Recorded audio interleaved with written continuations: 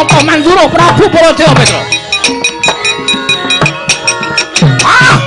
Mas, dia jatuh pot, diapurmu waparat. Ayo, aja mundur.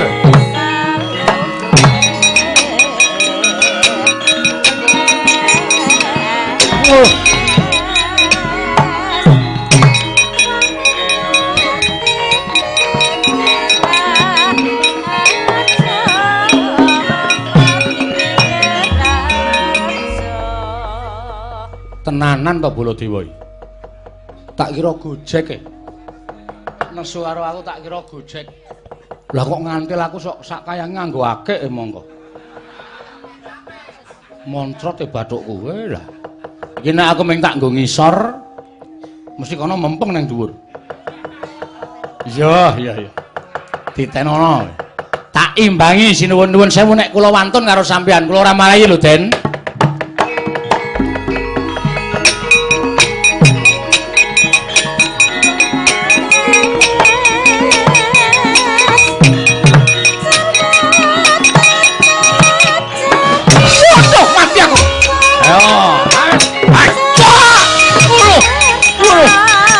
Dodong.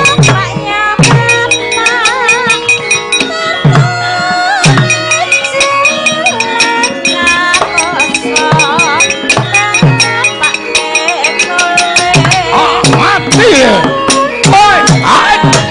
Hos.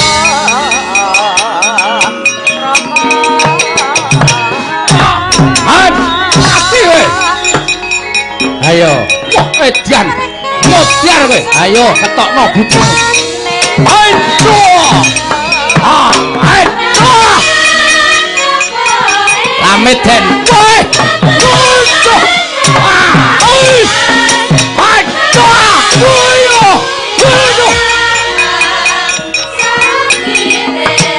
Mutar dening aku kowe. Sing kandha sapa? Oi, teh. Ayo, wasa.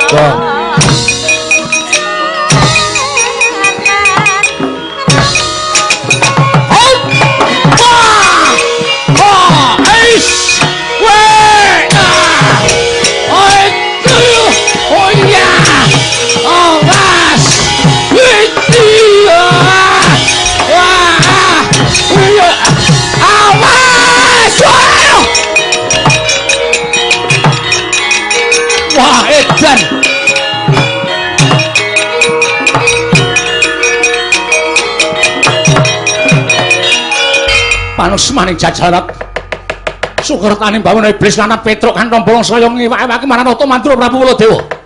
Saya gawe wirangi Nata Mandura Prabu Baladewa. Ming derajate Petruk iku kadidane ngedap-edapi. Wah, gugu karepe dhewe. Wong niku nek tumandang niku sing digunakake okol, ora akal. Nek akal niku nek debat pembicaraan. Kaya nika Indonesian lawyer niku. Lawyer karo ndasmu atos kuwi. Aku ra dong. Lah nek pun kerengan niku sing diunekke atos sing balung kluting kulit. Ayo. Piye? Terus kira. Agene mung semono. Ndekno arep Petruk kandhang bayang ora gelem nyenengan kekulungan kanan kene aku. Dadi napa? Nek Petruk gelem tumandang endi? Endi? Endi kadedaning Baladewa? Ngono kok. Memang lagi manja. Setan manusmaning jajalan. Emang lagi cantik. Petruk kantong bolong ngece karo aku yo. Ora ngerti ke dari Nata Mandura Prabu Baladewa. Pisan jike aku kalah karo kowe meguru Petruk. Mang mriki.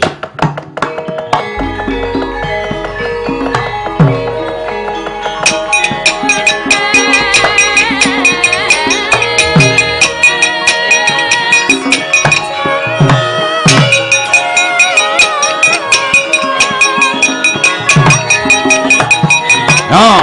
Oh. Ayo Mas. Mati we.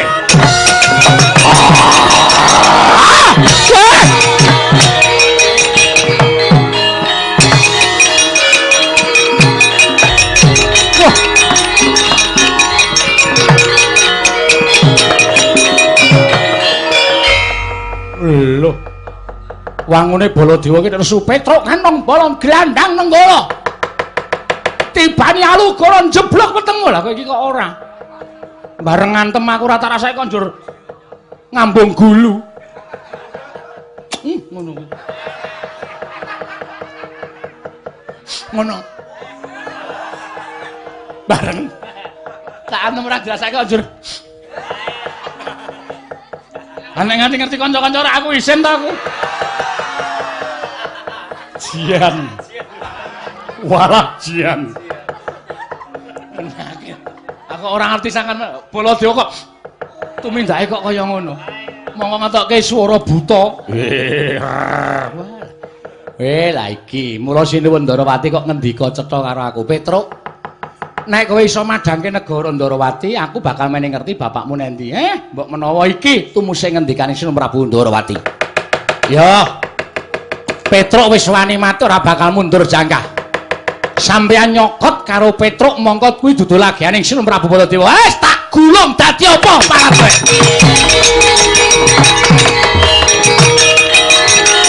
Wah, edan. Wah, Petruk. Wah, Petruk edan. Petruk edan.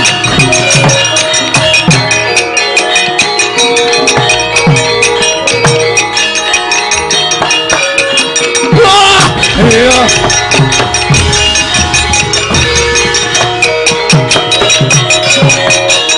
Petruk kan bola menungso ora tataran iki aku kira atu dijak gulung ning lemah iki. Gelute masyarakat cilik iki ngene iki. Ya. Petruk edan, iki jarekku reget kabeh. Sandangan ratuku reget kabeh. Sesuk nyewa meneh. Wah, Petruk kapok ora. Petruk edan ayo kapok ora. Petruk edan kapok ora. Petruk mati aku Petruk. Aduh.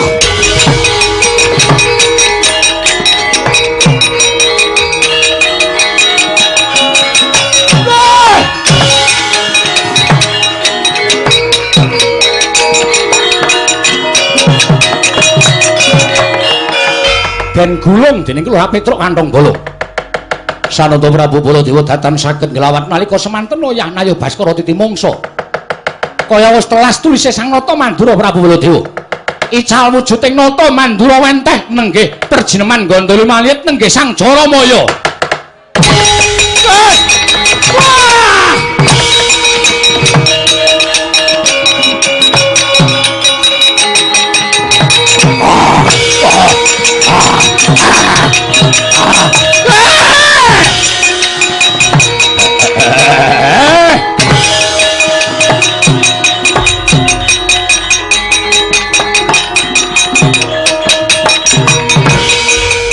Ngandel ora.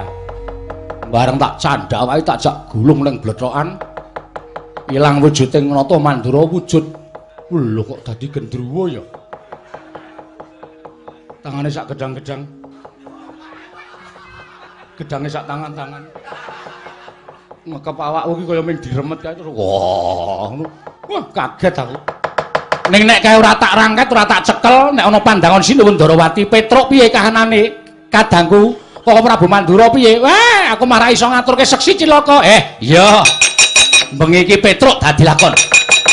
Tekan kira candak rangket dadi apa? Ayo aja mlayu ya.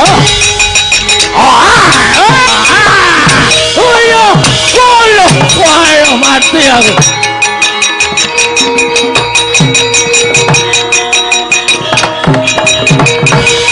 Waduh, mati aku. Petruk aku njaluk urip Petruk. Aja mbok gulung kaya ngene. Apa ora kowe?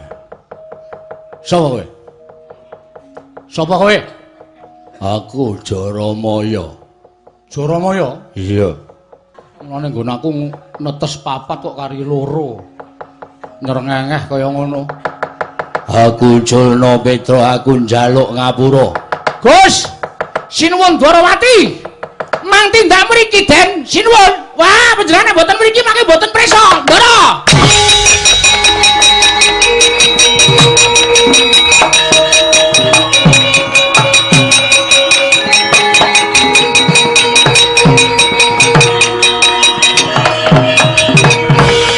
Bos. Sinuwun Ndarawati. Wah, jan ratu kae mau rada budhek kok ya. Le bengok suruh Raja Mak kok. Den.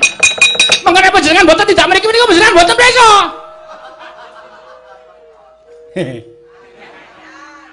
Emang lagi manja. Dua pure. Ngopo Petruk? Ngopo-ngopo piye to? Niki sampean pun numusi. Napa sing dadi ngendika sampean? Lho, iki kok ana buta? Buta niki kedadian saking Sinuwun Mandura. Lho. Sinuwun Mandura sing endi? Angge sing rawuh teng Ndarawati. Lho, sing mau apa? Lho, heeh. Hus. Pak tutuk watu gundulmu. Sampeyan niku men lalo-lalo. Lah nggih niki Sinuwun Mandura tak waneni, terus Badar menungso utawa buta gedene Raja Mak. Sinuwun kula nyuwun pengayoman. Kula nyuwun pangapunten sinuwun. Iki rak Jaramaya to? Inggih kula Jaramaya. Aduh. Petruk, Nun. Nek wis kalah ki aja tok siksa. Nganti sambate kaya ngono. Kula niku ora napak-napakke. Niki lho, kula duduk di samping. Tangan kula niku ora kemlawe, tangan kula ora nuthuki kok udah adoh. Jaramaya kowe ora apa-apa to? Inggih. Inggih. Aduh, Petruk, wela nggih, tanganku tak angkat dhuwur wis.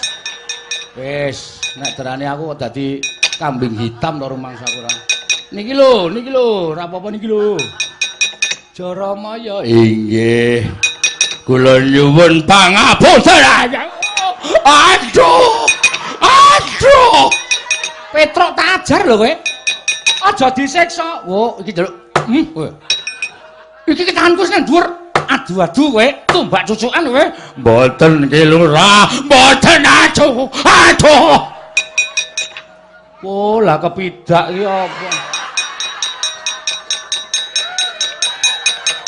Tak kira nek ngidak batu baterai. Tak giel ngene. Mulane angger tak netke tak giel rono kok aduh, tak giel rene kok aduh. Muntir ya. Wah, teneh kaya sekruk. Wong edan ora. Idak ya kena ning aja konoang. Iki ratune kok malah jelaske to. Konoang ora. Ora sengaja. Jaramaya wonten dawuh. Marata coba saiki kowe bela prasaja karo aku. Mumpung durung metu Kyai Senjata Cakra.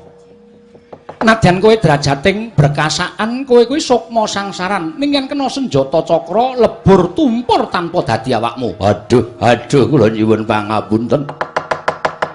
Sampun ngantos dipun lebur jasad kula sinuwun. Mula kowe prasaja karepmu apa lan lire kepiye dene kowe sowan ing negara Ndarawati? Kawuningan bilih sejatosipun kula dipun utus dening Pandya Betari Durga kinen damel srana pejahing nata Ndarawati. Awit engga sepriki anggenipun damel pejahing para Pandhawa boten kasembadan, malah sakmangke Pandhawa sampun dipun kunjara wonten ing pakunjaran gajah. Wonten ing telenging wana Krendayana. Lho. Pandhawa dipikut dening Pandya Betari Durga. Kasinggihan mekaten. Lah dalah.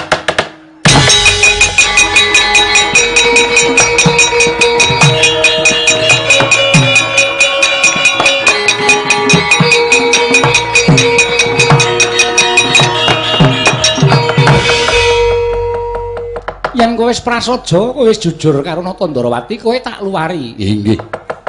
Nanging kowe matura karo Pandya Betari Durga. Yen to Kresna isih seger, pocapane isih cetha paningalik, ora bakal kelakon gawe Sranapati ning para Pandhawa. Balya, Jaramaya balya. Mumpung isih sabar, rasaning Nata Ndarawati Kowe bali yo tak wenehi urip nanging yen nganti kesuwen nang kene nganti kowe engko lebur awakmu aja duntano Tandrawati. Nyuwun pamit Diwaji nyuwun pamit.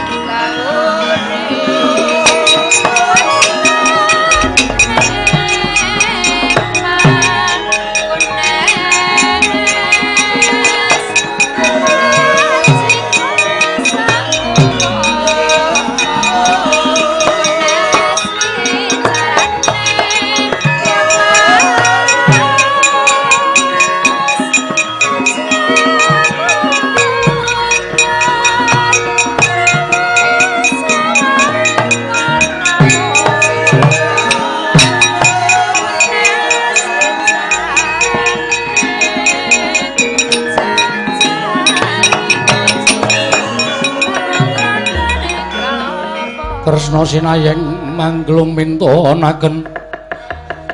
mintonaken dewe kramanira kang kumitir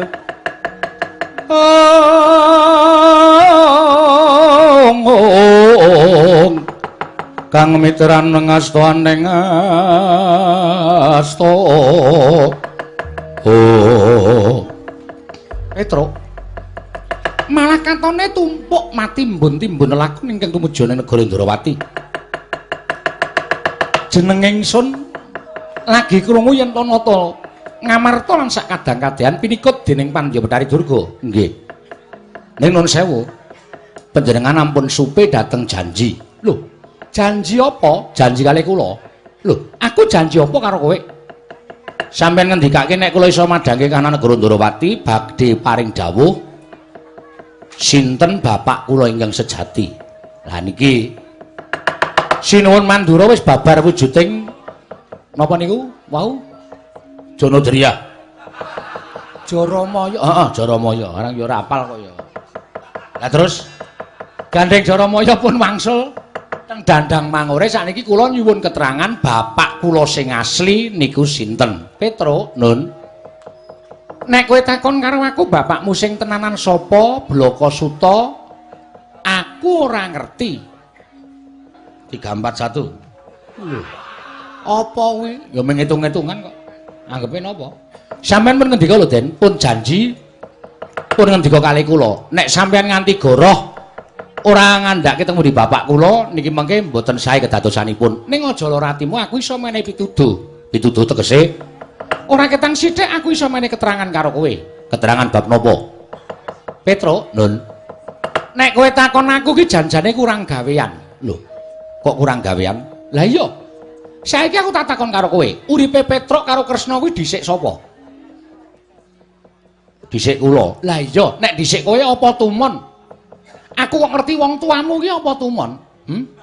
Kowe sentuk atusan taun umurmu, aku lagi lahir ana ing jagat kok aku kon weruh karo wong tuamu ki apa mokal? Oh iya ya. Lho lah iya, lah nggih. Ning aku iso menehi keterangan karo kowe. Keteranganipun, kowe iki rak ndek kakang to? Wong nggih. Gareng. Lah nek kakangmu mesti wae lahir rak dhisik kakangmu mbangane kowe. Nggih. Mbok takon Gareng kurang apa to? Rak mesti ngerti to Gareng. Wong dhisik Gareng lahir timbangane kowe. Wong kowe adine Gareng. Oh ya. Aku kok ya dadak tekan kene iki ya ngopo to ya.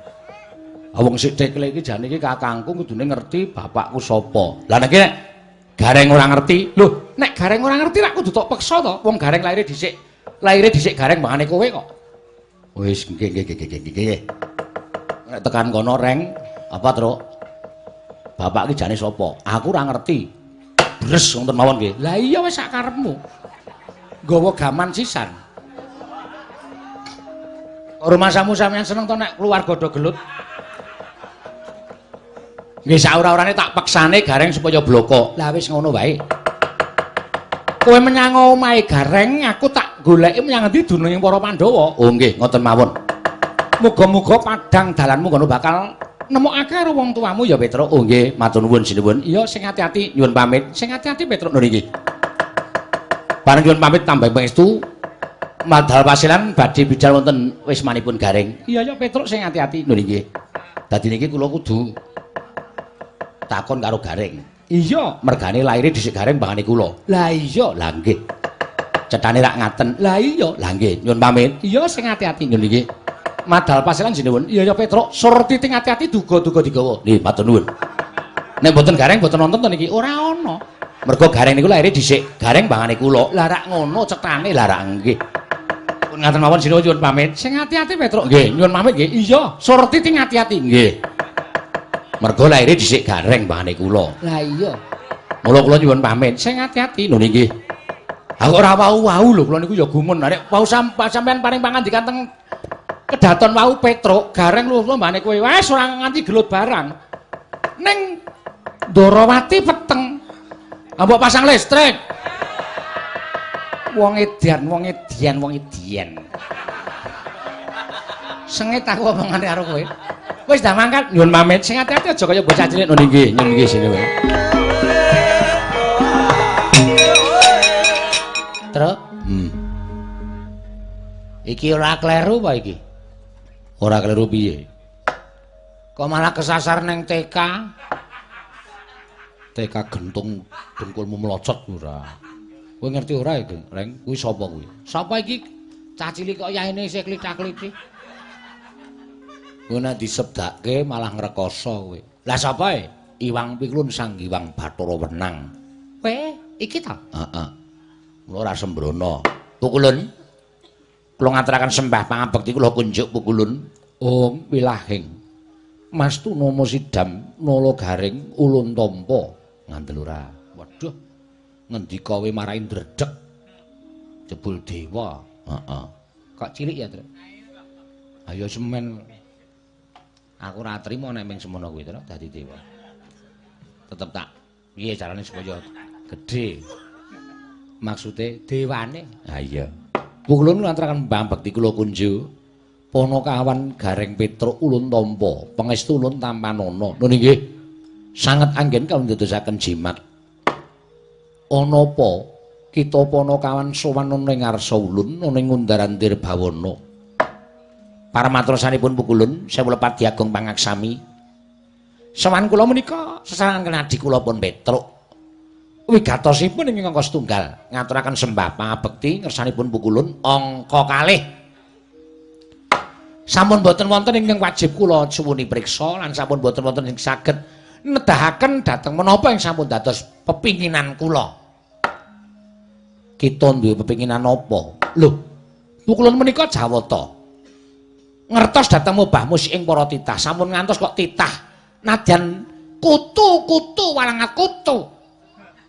Walangat tombo. Sedaya dinaring wonten pangwaos Paduka Pukulun. Kenging menapa namung perkawis ceceking manah kula kemawon Paduka Pukulun ngedalaken tandha pitanya dhateng jasad kula. Pitakon. Ulun jawata. Wajibe ulun nyuwun mriksa ora ana carane ulun ingkang gawe cangkriman, ulun ingkang batang pribadi. Kita ingkang kudu batang cangkriman ulun. Ha iki wigatine apa kita sowan? Mekaten Pukulun. Wale-wale menapa kula niku janjane kali Petruk niku rak bingung. Bingung perkara apa? Lho, Pukulun? Wonten bidadari ingkang ucul saking kayangan Pukulun. Kowe iki ngopo to ya ora? Aja sembrono nala garing iki ning ngareping ulun. Iki. Kula menika jatosipun namung kepengin nyuwun priksa. Kula menika rak sanes anakipun Semar ta? Sanes ta? Kula menika sanes anakipun Semar. Kula menika namung anak pek-pekan utawa Pak Semar niku dadi bapak sambungan. Niku sak ngertos kula lho. Lah, biyen niku kula tau urip kali adik kula Petruk. Ning pun jaman mangabad-abad kepungkur. Nganti dumugi sepuniki, kula niku kangen kali wong tuwa kula. Petruk ya kangen karo wong tuane. Ora kita ngamung telung kedheping paningal, ora kita ngamung sedhela. Kula niki pengen weruh bapak kula. Bapak kula niku sapa? Sakniki tesih sugeng napa sampun seda? Nek tasih sugeng lenggahe teng pundi? Nek sampun seda, pasareanipun bapak niku teng pundi?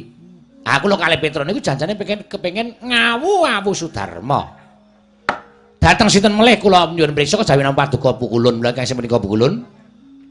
Menawi pukulun menika saged nedahaken ngatur nuwun sanget ing tanpa pepindhan ning nek pukulun boten saged nedahaken terus gunanipun menapa? Kula sowan paduka Hyang Adi Pukulun Sang Hyang Bathara Wenang supados saged ing sakmangke nedahaken dhateng tiyang sepuh kula. Pukulun. Bumi gonjang ganjing langit kelap-lapaton. Loro kencang ing risang mawe gandrung. Yen Ponokawan. Yen kita kepengin sumurup kan wong atuwa kita, mara padha lungguh ning pepunguran ulun, wong atuwa kita bakal ulun timbali Ponokawan. Lang-lang ing triya mangungkong